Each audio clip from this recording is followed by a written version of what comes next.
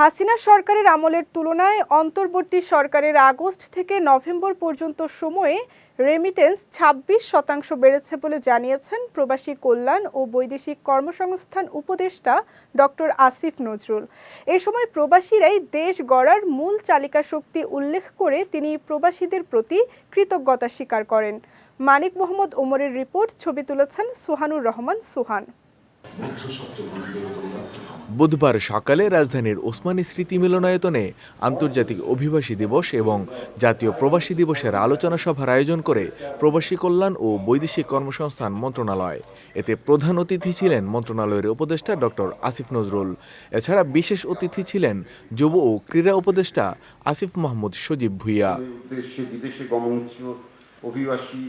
প্রধান অতিথির বক্তব্যে আইন, বিচার ও সংসদ এবং প্রবাসী কল্যাণ উপদেষ্টা ডক্টর আসিফ নজরুল জানিয়েছেন, অন্তর্বর্তী সরকার ক্ষমতা নেয়ার পর দেশে রেমিটেন্স প্রবাহ বেড়েছে ২৬%।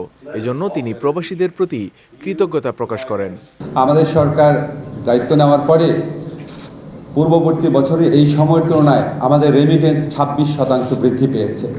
যত রেমিটেন্স যোদ্ধা আছেন পৃথিবীর ১৭৬টা দেশে বাংলাদেশের রেমিটেন্স যোদ্ধা আছেন, আপনাদের সবার প্রতি বর্তমান সরকারের পক্ষ থেকে, বাংলাদেশের মানুষের পক্ষ থেকে গভীর কৃতজ্ঞতা জানাচ্ছি। সরকার প্রবাসীদের বিভিন্ন ধরনের হয়রানি বন্ধে কাজ করছে উল্লেখ করে আসিফ নজরুল আরও বলেন, অভিবাসন ব্যয় কমানোর চেষ্টা চলছে। তাছাড়া ইউরোপের দেশগুলোতে দক্ষ শ্রমিক পাঠানোর উদ্যোগ নেওয়া হচ্ছে। প্রবাসীদের ক্ষেত্রে আমাদের যে চ্যালেঞ্জগুলো আছে, এক নম্বর হচ্ছে অভিবাসন ব্যয় কমানো। এখন অভিবাসন ব্যয় কমানোটা আমরা চেষ্টা করছি। আপনারা জানেন এটা কতটা। আমাদের এখানে যারা রিক্রুটিং এজেন্টরা আছেন তাদের মধ্যে ভালো আছেন, আবার অনেকে আছেন তাদের একমাত্র লক্ষ্য থাকে কত ভালো, মানে কত বেশি করে মানুষকে ঠকানো যায়।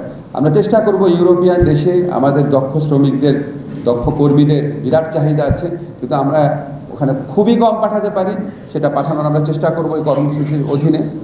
এ সময় প্রবাসীদের ভোটাধিকার নিশ্চিতে সরকার চেষ্টা করছে বলেও জানান অন্তর্বর্তী সরকারের এই উপদেষ্টা। কিছু প্রতিষ্ঠান আছে আমাদের মন্ত্রণালয়।